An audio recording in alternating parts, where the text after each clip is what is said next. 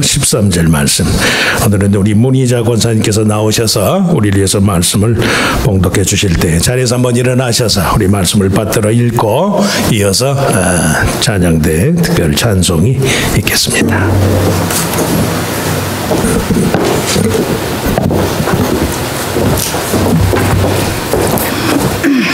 하나님 말씀 봉독하겠습니다. 그런즉 안식할 때가 하나님의 백성에게 남아있도다. 이미 그의 안식에 들어간 자는 하나님의 자기의 일을 쉬심과 같이 그도 자기의 일을 쉬느니라. 그러므로 우리가 저 안식에 들어가기를 힘쓸지니 이는 누구든지 저 순종하지 하는 본에 빠지지 않게 하려 함이라. 하나님의 말씀은 살아있고 활력이 있어 좌우에 날선 어떤 검보다도 예리하여 혼과 영과 및 관절과 골수를 찔러 쪼개기까지 하며 또 마음의 생각과 뜻을 판단하나니 지으신 것이 하나도 그 앞에 나타나지 아니하는 없고 우리의 결산을 받으실 이의 눈앞에 만물이 벌거벗은 것도 같이 드러나느니라. 그러므로 우리에게 그 대제사장이 계시니 승천하신 이 곧 하나님의 아들 예수시라. 우리가 믿는 도리를 굳게 잡을지어다. 우리에게 있는 대제사장은 우리의 연약함을 동정하지 못하실 리가 아니요 모든 일에 우리와 똑같이 시험을 받으신 이로되 죄는 없으시니라. 그러므로 우리는 긍휼하심을 받고 때를 따라 돕는 은혜를 얻기 위하여 은혜의 보좌 앞에 담대히 나아갈 것이니라. 아멘.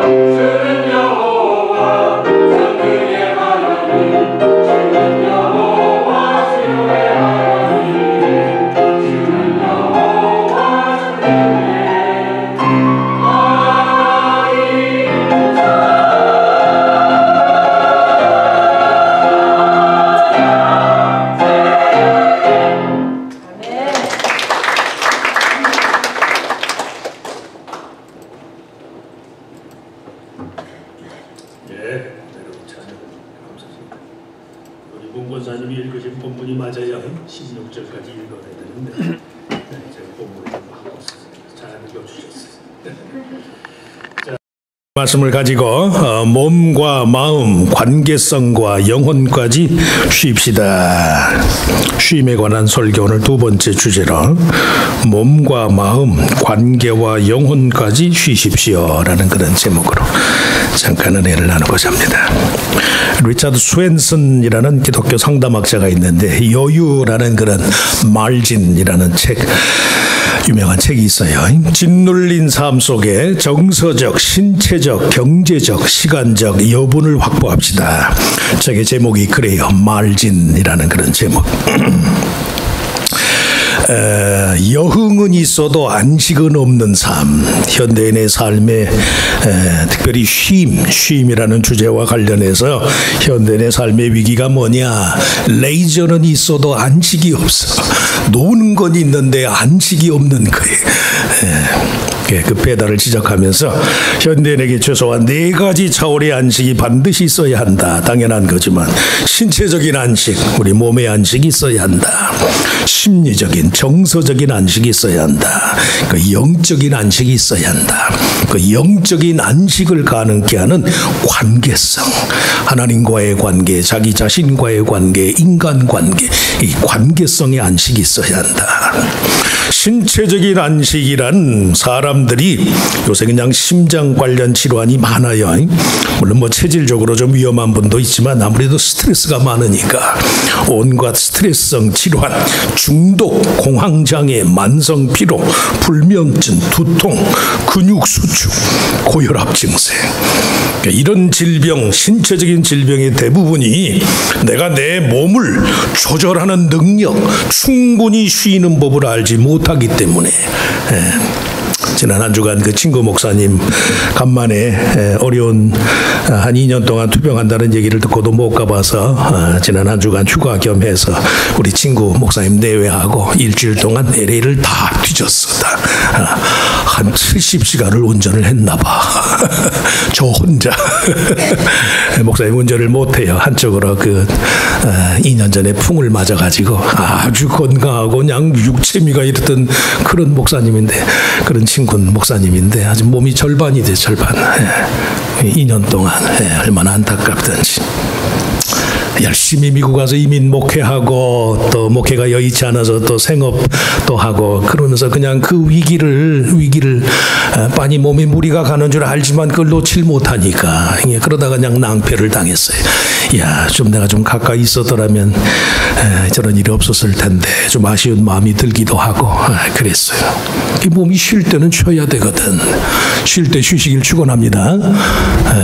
크게 아멘 하세요. 쉴 때는 좀 쉬세요. 쉴 때는 좀 쉬시라고. 신체적인 안식이 필요하다. 심리적인 안식, 걱정, 근심, 불안, 공황, 긴장, 불만족, 우울증, 피곤함, 만성 피곤함, 무력감, 그런 거 말고 내면의 화평, 고요함, 편안함, 만족, 침착, 마음의 유쾌함을 경험해라. 마음, 하루에 한 번이라도 그 마음이 좀 시원해진 걸 경험해라. 이거 굉장히 중요해요. 심리적인 안식이 필요하거든. 정서가 쉬어야죠. 정서가. 기분 나쁜 일들이 많잖아요. 신앙적이고 영적인 문제 말고 정신적으로, 심리적으로 우리가 쇼크가 많다는 말씀이, 그거 쉬어줘야 돼요. 찬송하고 예배드리는 게 영적인 것만이 아니 우리의 감정, 정서도 쉬어줘야 돼. 상한 감정이 자꾸 파도처럼 밀려오면 안 된다는 말씀이에요. 우리의 생각이 편안하면 감정적인 것도 편안해진다. 대개는 심리적인 안식이 영적인 안식에서 유리하기 때문에 모든 유형의 안식이 결국 영혼의 내면 상태와 관련이 있다. 몸도 쉬고 마음도 좀 쉬고 마음도. 관계적인 안식, 세 번째 관계적인 안식. 다른 사람들과의 관계에서 평화와 조화를 경험해라. 항상 다른 사람을 긴장과 무슨 싸움과 갈등의 대상으로 여기지 말고 우리가 살아가는 가정, 학교, 교회, 지역사회 등지에서 서로를 돌보고 사랑을 주고받는 일을 통해서 관계적인 차원의 안식을 경험해라. 관계적. 사랑하는 마음이 없이는 불가능해요. 내면의 깊은 영적인 차원의 평화, 심적인 안정을 통해서 가능한 거예요. 신체적인 차원의 안식과 마찬가지로 심리적인 안식과 관계적인 안식이 전부 그리스도의 몸된 교회의 일원으로서 서로에 대한 지체의식이 회복됨으로써 가능하다.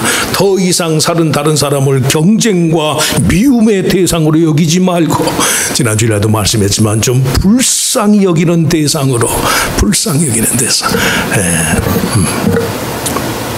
앞서 말씀한 친구 목사님이 신학교 다닐 때는 그 목사님이 1등, 내가 2등 후배지만 어떻게 그냥 신학교 4학년을 4.0으로 졸업을 하나. 4.0으로 졸업을 해. 4.0 한으로 시험 보면 틀리는 게 없어. 그냥 그렇게 노력형. 근데 지나고 나서 보니까 이게 인생이 30년 전에 만났던 그 젊었을 때 얼마나 치근하고 서로 불쌍하고 불쌍히 여기시길 축원합니다. 지난주에도 한번 하셨지만 오늘 한 번 더 하세요. 옆에 분한테 한번 당신이나 나나 참 불쌍합니다 해보세요. 하세요. 주님의 마음을 회복하시라고. 값싼 동정이 아니라 하나님 앞에서 우리가 불쌍히 여김을 받아야 하니까. 한 번 더 하세요. 당신이나 나나 불쌍합니다. 인생이 불쌍한 존재예요. 불쌍하잖아요.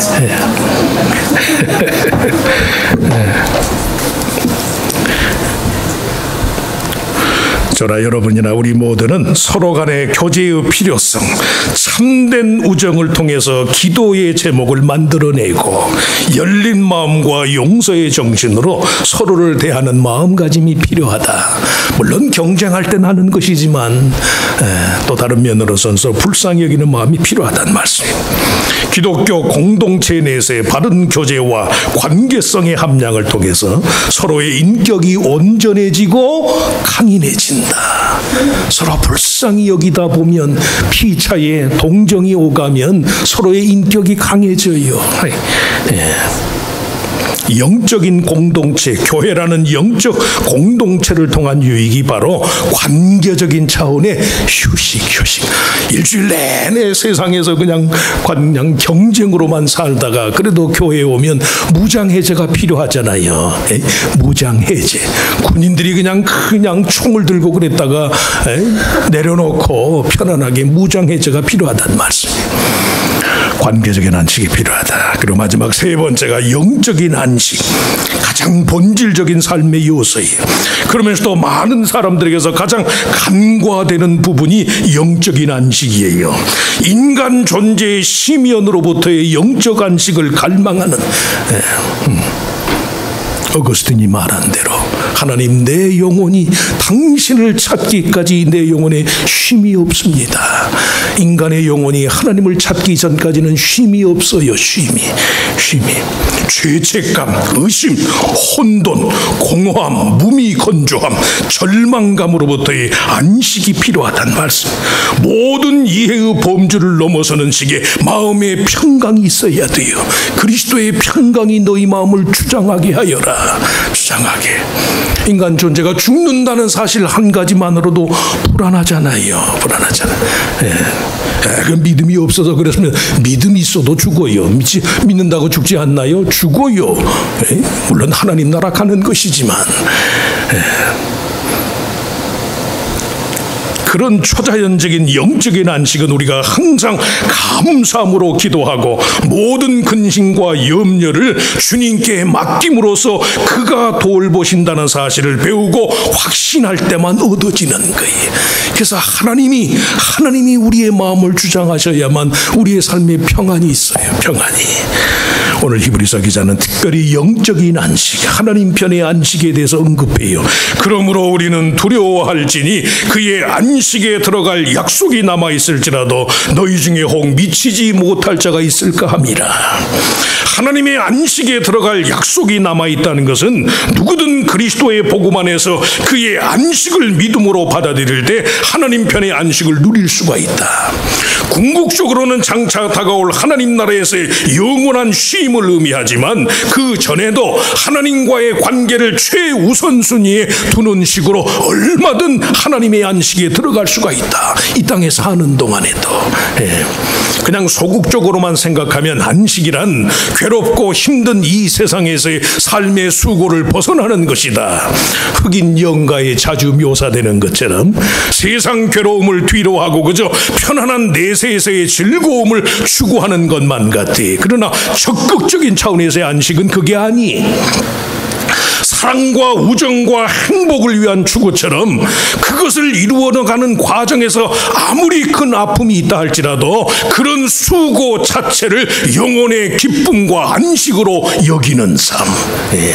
사랑이라는 이름으로 이 세상 그 누구보다도 많은 시련과 아픔을 겪으면서도 그 영혼에 항상 희망과 감사, 참된 쉼을 누리면서 사는 사람들이 많아요.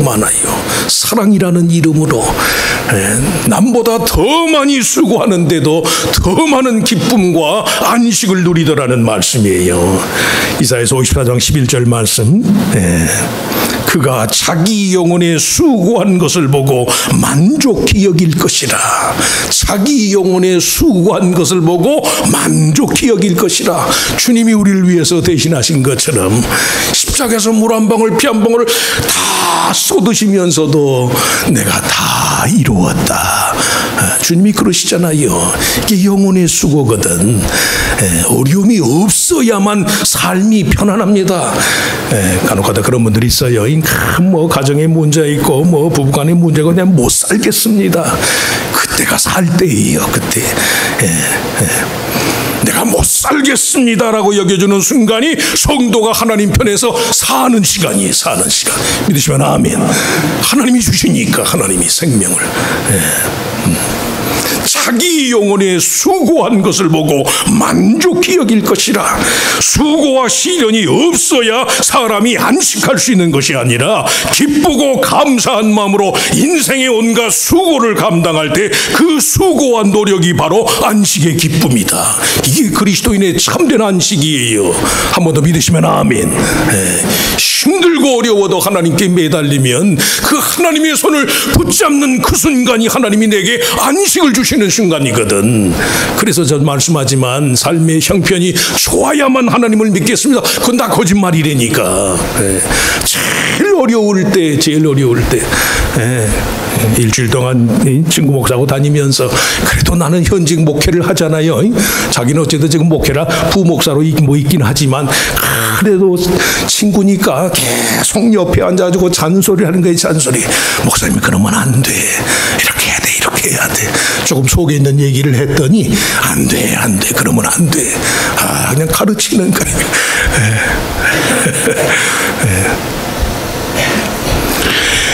무조건 기쁘고 평안하기만을 바라지 않고 삶 자체에 수반하는 온갖 노고를 감당하면서도 피차 신앙 공동체의 일원으로서 공통된 사명감을 갖고 서로를 향해서 믿음 안에서 참된 안식과 평강을 주고받는 삶을 살아야 한다.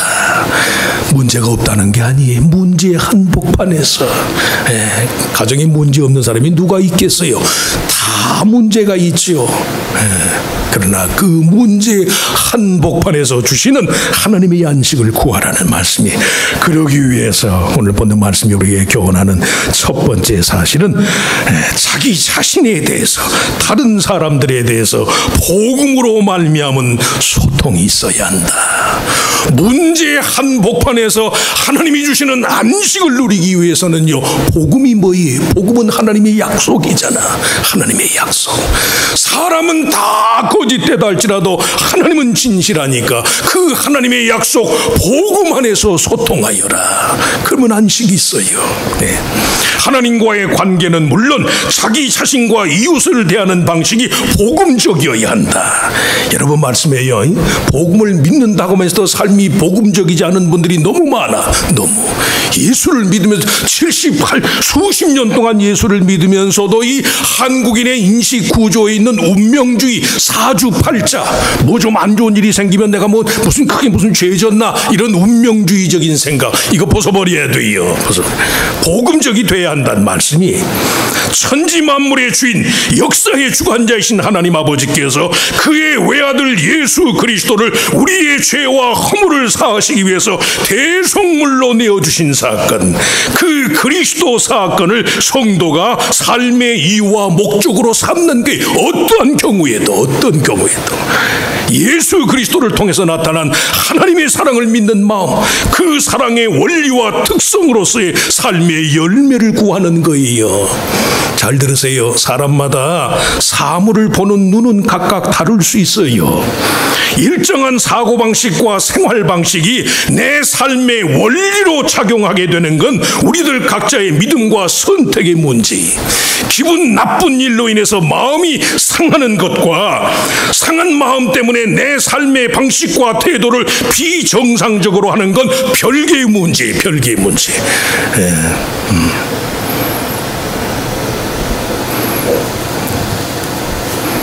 마음이 상할 수 있지요. 기분 나쁜 일로. 그러나 내 마음 상하다고 그래서 내 삶을 마음대로 제멋대로 사는 건 아니에요. 그거 확실히 다르지요. 다르다고 믿으시면 아멘. 달라요. 뭐 그 사람 삶의 처지가 그래서 지금 그럴 수밖에 없어. 그럴 수밖에 없는 건 핑계야. 그럼에도 불구하고 예수 그리스도 안에서 하나님의 뜻이 그게 아니잖아요. 상한 갈대 꺼져가는 심지라도 너마저 상해서 없어져 버려라, 그게 아니잖아. 상한 갈대라도 꺾지 아니하고 꺼져가는 심지라도 끄지 아니하시는 하나님, 그 하나님이 내 아버지가 되시는데, 감정 상했다고 뭐 그냥 마음대로 어쩌려고 하는 사람, 정말 형편없는 사람. 상한 감정하고 내 삶의 방식을 그릇되게 하는 건 이건 별개라니까. 별개예요. 달라요. 절대 달라요. 마음 상한 일이 있을 적마다 뭔가 남에게 베푸는 식의 습관을 지닌 사람들도 많아요. 언젠가도 말씀했나요? 제가 한국에서 오래전에 부목사 생활했을 때 그 장로님 한 분이 계셨거든. IMF 때 얼마나 어려워요. 근데 그 장로님 특성이 하나 있어. 이런 얘기 일부러 하는 얘기는 아니에요. 경제적으로 어렵고 사업이 뭔가 안 되면 꼭 담임 목사님 연세가 드셔서 조금 뭐하니까 부목사들 데려다가 그냥 부목사들 대접을 해요. 돈이 넘쳐날 때가 아니. 중소기업을 하시던 분인데 뭔가 좀 안 풀리고 사업적으로 어려우면 뭐 꼭 그때만 그랬다는 건 아니지만 그 부목사들을 대접을 하는 게 교회에서 아무 얘기도 안 해. 그냥 이야, 이 양반은 참 나중에 알고 보니까 그렇더라니까. 그 어려운데 내 마음 상하는 것하고 내 삶의 방식을 그릇되게 취사 선택하는 건 달라요. 다르단 말씀이. 삶이 복음적이 돼야 돼. 복음적. 세상은 운명주의, 사주팔자, 인과율, 감정주의 이런 것들이 지배하지만 성도의 삶은 약속의 말씀의 토대 위에서 하나님 그렇지 않습니다. 세상은 거짓되만 하나님은 진실합니다. 환경의 제약에 따라서 스스로 위축되는 것을 허용치 않으려는 마음 자세, 그것이 그 사람이 내면 세계의 풍성함을 이루는 비결이 돼요. 그 역동적인 마음의 의지 속에 하나님이 안식을 주시는 거예요. 안식. 복음적인 생각의 중요성이 얼마나 크냐. 인생을 끝까지 복되게 하시는 하나님의 사랑과 대속의 원리에서 찾고자 하는 마음이 때로는 저주스러운 삶의 상황 속에서도 축복의 씨앗을 뿌리고 그 열매를 거두는 자로서의 삶을 살 수 있게 한다. 그래서 자기 자신에 대해서, 다른 사람들에 대해서 복음으로 소통하여라. 복음으로 소통하시길 축원합니다. 특별히 어려운 때에. 둘째, 믿음의 화합이 있어야 한다. 믿음이란 하나님의 성실하심을 믿고자 하는 마음의 설득이에요. 설득. 헬라 말의 피스티스, 그 말은 펄수의 일인, 내 마음이 설득을 당한다. 복음 자체의 신빙성에 대해서는 물론이고 복음이 제시하는 하나님의 뜻에 대해서 그것을 하나님 자신의 성실함으로 여기면서 자기 자신 또한 최고의 성실함으로 반응하는 태도, 그게 믿음이에요. 자꾸 마음이 설득되기를 바라는 거예요. 마음을 꽁꽁 닫아두는 사람들 많잖아요. 예수 믿는다고 하면서도 하나님의 말씀을 들을 때조차도 그래 아주 귀를 막고 그냥 눈을 감고 마음을 닫는 분들이, 그 믿음이 아니에요. 믿음, 피스티스, 믿음. 내가 하나님에서 설득을 당하는 거예요. 하나님 나를 좀 설득시켜 주시옵소서. 자기 주장이 꽉 차가지고 그냥 하나님의 말씀을 튕기는 게 아니라 설득당하시길 축원합니다. 설득이 되세요. 설득이. 하나님 모든 말씀이 이렇게 생명인데 뭐라고 자기 주장 내서 고집대로 살아요. 설득을 당하시라고. 설득. 하나님과의 관계도 그렇지만 대부분의 인간관계에서 문제가 뭐예요? 피차 마음을 다하지 못하는 데 있어요. 절반만 주는 거지. 절반만. 사람 대할 땐 좀 그래도 돼. 사람은 다 거짓되니까. 그러나 하나님 대해서는 그래서는 안 돼. 저는 그것이 결국 서로에 대한 불만족, 불평의 여기로 작용을 해요. 세상 일도 그래요. 일단 내 마음 전부를 내어준 대상이나 일에 대해서는 자기 자신에 대한 애착 때문에라도 끝까지 믿음을 갖고 소망 중에 기대하고 의지하게 돼. 일단 마음을 준 대상에 대해서는 그렇잖아요. 그러다가 속으면 어떡합니까? 속아도 괜찮아요. 괜찮아. 뭐 살면서 좀 속기도 하는 거지. 불화와 낙심, 포기를 강요하는 두 마음의 유혹을 벗어버리기 위해서라도 매사에 마음 전부를 내어주면서 믿음으로 살아야 한다는 말씀이. 믿음으로.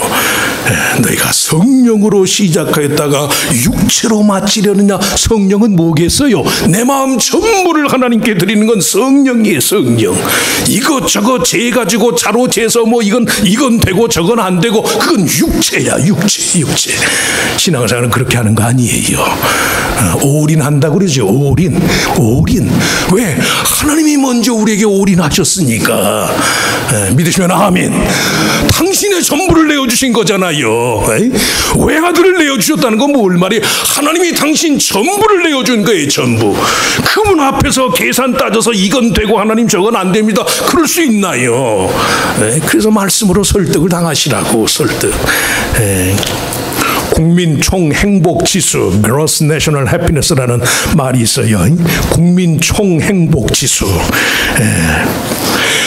국민 총 행복 지수에 따라서 이 지구상에 존재하는 나라별 행복 순위를 매기는 통계가 있는데, 언젠가 제가 말씀했지만 뭐 지금은 이제 현황이 바뀌었겠지만 2010년을 기준으로 지구상에서 제일 국민 총 행복 지수가 높은 나라가 어디입니까? 그랬더니 저 히말라야 산맥의 히말라야 오지의 작은 불교 국가인 부탄 아시죠? 부탄 나라.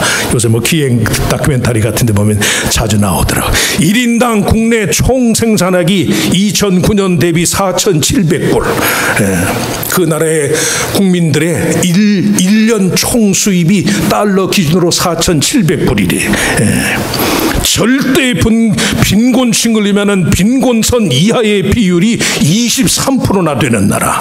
그런데도 삶의 만족도는 서구의 어떤 나라들보다도 우월하더래요. 물론 지금은 순위가 좀 바뀌었어요. 작년 통계를 봤더니 지금은 저 북유럽의 핀란드가 국민 총 행복 지수가 제일 높은 나라예요. 핀란드, 노르웨이, 뭐 이런 스위스 이런 식으로. 근데 그 비결이 뭡니까? 봤더니 부탄 사람들의 이게 생각을 지배하는 것이 공동체성이래. 공동체. 그 기행물을 보니까 그 나라의 집들이 히말라야 산지에 있는 집들인데 대문이 없어. 대문이. 다 그런 건 아니겠지만 대문이. 밤중에도 그 관광객들이 문을 열고 들어가면 그냥 개인 프라이빗 하우스인데도 집을 열고 쑥 들어가요. 그냥 공동체야. 이건 내 것이 없이. 21세에 어떻게 그렇게 사는 사람도 있을까 싶은데. 오랜 세월 동안 고유한 정신문화적인 특징을 간직한 지 외부 세계와의 단절을 통하여 그들만의 공동체성을 개발시키면서 살아온 까닭이다. 그 결과 국민 개개인이 서로에 대해서 전적으로 믿는 마음을 갖게 돼서 경제력의 빈곤에도 불구하고 자신들이 이 지구상에서 가장 행복한 사람들이다 그러고 산대요. 그러고 사는 걸 어떻게 하겠어? 관광객들이 가서 당신들 삶의 수준이 형편없습니다 말해봐야 우리는 우리식으로 제일 행복합니다라고 말하는데 할 말이 없잖아요. 그건 너무 터무니하고 너무 불합리한 거 아닙니까? 착각은 자유인데 착각은 해보세요. 착각은 자유입니다. 자유예요. 내가 믿음으로 감사하겠다는데, 내가 하나님을 믿겠다는데, 내가 이 모습이대로 하나님께 감사하겠다는데 누가 말려요? 누가? 신앙은 설득이거든. 설득. 세상의 원리, 숫자의 원리로 설득당하는 게 아니 믿음의 원리로 설득을 당하는 거예요. 하나님 도와주실 줄 믿습니다. 오늘 밤 내가 세상을 떠나도 내일 아침 내가 하나님의 품 안에서 영생하고 하나님 나라에서 자고 깰 줄을 내가 믿습니다. 이건 설득이거든. 설득 당하시길 축원합니다. 완전히 설득을 당하세요. 그럴 땐 비유지만 미쳐도 완전히 미치면 절망을 몰라요. 절반 미치니까 더 죽을 맛이지. 더 죽을 맛. 완전한 설득으로서의 믿음이 없는 게 문제란 말씀이. 사람마다 믿는 만큼 편안하고 믿지 못하는 만큼 불행하다. 유명한 철학자가 한 얘기 따라서 한번 해보실까? 믿는 만큼 편안합니다. 믿지 못하는 만큼 불편합니다. 뒤에 말은 왜 그냥 구렁이 담론으로 다시나 믿지 못하는 만큼 불행해요. 불행해. 믿으시라고 어쩌겠어요. 그 사람 믿지 못할 사람입니다. 그 사람이 믿을만 해서가 아니라 그냥 내가 믿어버리는 거입니다. 그러면 편해요. 그렇게 사시길 축원합니다. 마지막으로 순종의 의지가 있어야 한다. 순종의 의지.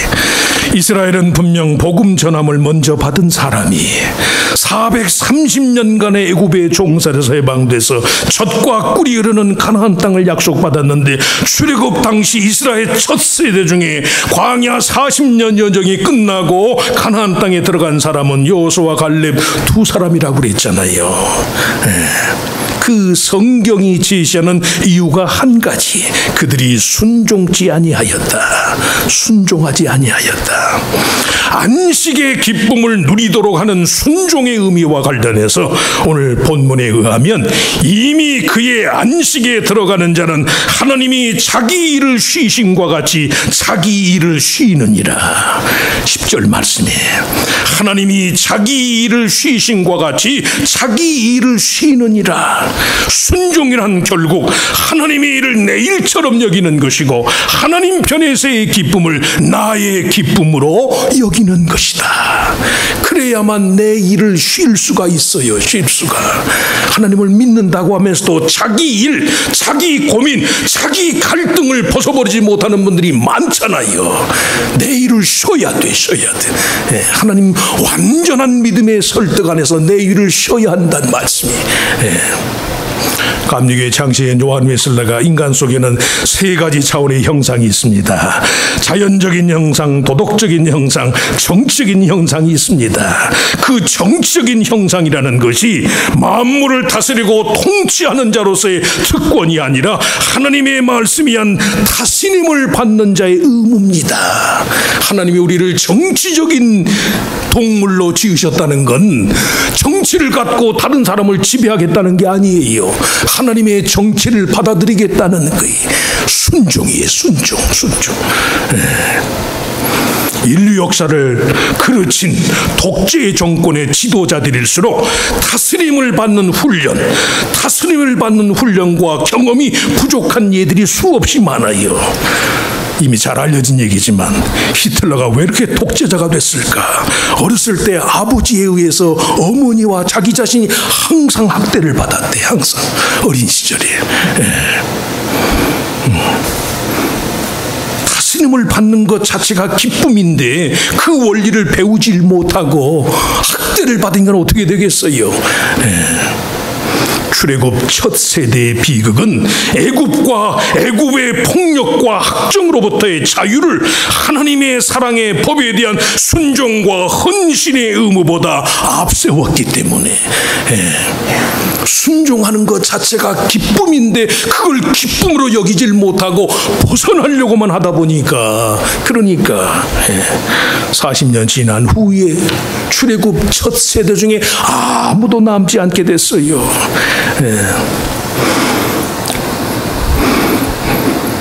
조깅을 하다 보면 얼리와인에 그 출애 가운데 노란 점선이 쭉 쳐 있잖아요. 노란 점선. 하도 힘들 때는 뛴다는 의식조차 집사람이 하도 운동 얘기하니까 식상하다고 좀 그만하라고 그러는데 뭐 하는 일이 그거밖에 없으니까 오클라호마에서 뭐 다른 취미가 있나. 내가 다른 취미를 하면 다른 예화를 들겠는데 취미가 그것밖에 없으니까 하도 힘들 때는 3바퀴 뛰는데 아무 정신이 없어요. 정신을 빼놓고 뛰어야 돼. 내가 1시간 안에 이걸 아주 돌파를 해야지. 이런 식의 어줍지 않은 생각 가졌다면 못 뛰어. 그래서 어떻게 뛰는 줄 아세요? 뛸 때는 내가 내 최면을 거는 거야. 나는 지금 걷지는 않는다. 하도 힘들어서 걸을 때는 그래도 나는 지금 쉬지는 않는다. 그걸 최면을 거면서 뛰어. 그 트럭을 뛰다 보면 그 가운데 노란 점선이 얼마나 도움이 되는지 몰라요. 아무리 멀게 보여도 그냥 그 점선을 따라서 뛰고 뛰다 보면 결국 3바퀴를 다 도는 거예요. 얼마가 남았나, 얼마를 더 뛰어야 하나, 시간이 얼마나 남았나 이것저것 계산하다 못 뛰어. 영 엎드리니까. 강박관념 없이 그저 점선을 따라서 계속 뛰면 된다는 식으로 생각을 조절할 수가 있다. 한 번이라도 내 식으로 속도를 내게나. 여자들이 야시고 들으세요. 그냥 운동 잘하는 여자들이 많더라고. 이야, 나보다 더 빨라도. 남자 자존심에 그래 여자한테 뛸 수 있나. 속도를 낸다 치면 절반밖에 못 가는 게 그날은 못 뛰는 거예요. 자존심은 상해도 그냥 점선이 있는 대로 그냥 밟고 가는 게 그러면 3바퀴를 다 완주를 해요. 운동할 때 좀 생각 없이 하세요. 생각 없이 운동하시길 바랍니다. 자꾸 계산하고 뭐 그러지 마시오. 순종하는 것 자체가 특권이에요. 나 자신에 의해서 설정된 온갖 의무감, 성과에 대한 집착마저도 없이 나보다 더 높은 분께 대한 자원하는 마음의 충성과 헌신이 작용하는 마음, 그 거룩한 신뢰와 위임을 누리는 것 자체가 이미 내가 안식하고 있다는 의미라는 말씀. 그래서 순종이 안식이라니까. 순종이 안식입니다. 한번 해보세요. 순종이 안식입니다. 순종.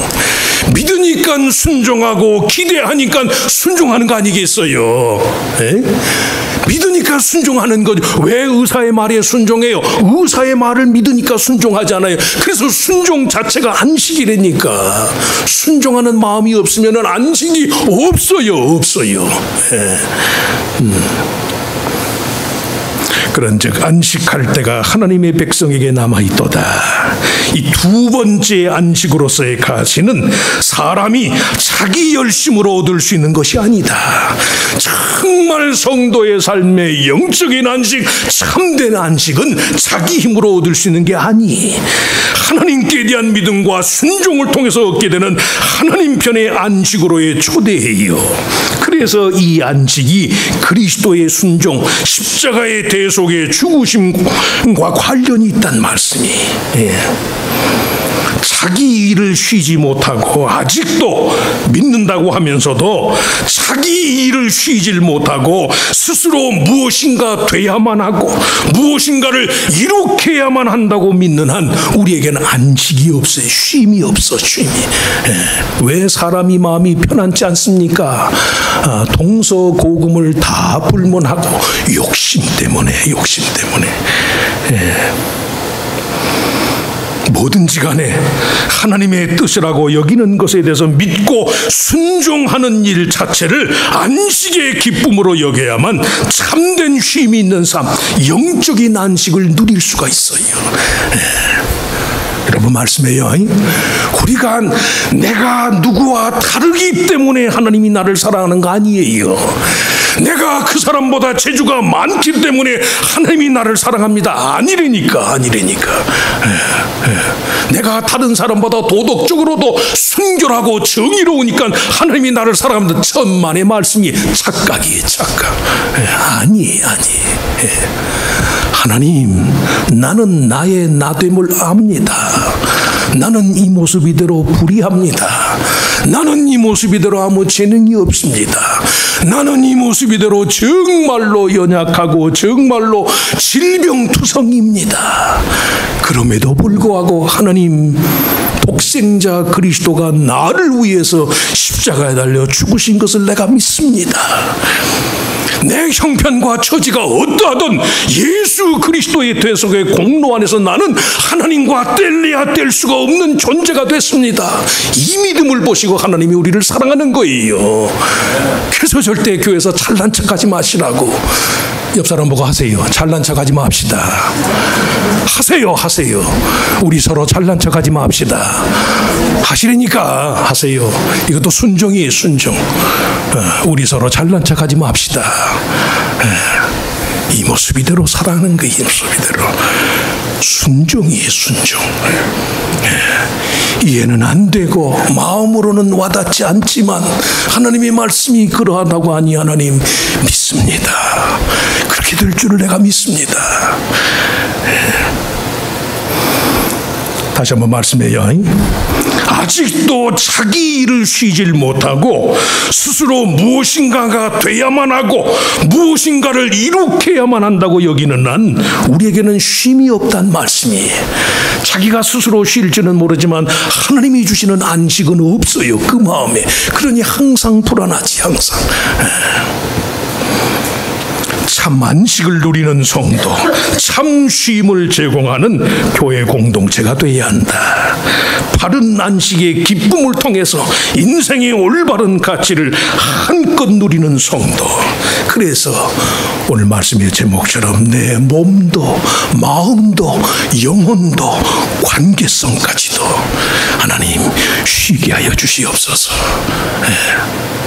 몸도 마음도 영혼도 내 관계성까지도 하나님 쉼을 주시옵소서. 이렇게 기도하고 이렇게 살아갈 수 있는 저 여러분 모두가 되시기를 주의 이름으로 축원합니다. 하나님, 인생에 쉼이 필요합니다. 정말 성도가 하나님을 만나기 전에는 이 땅에 쉼이 없습니다. 하나님, 당신은 내 영혼을 당신을 향하도록 지으셨습니다. 이 고백이 우리들 모두의 것이 되게 하시기를 빌곤합니다.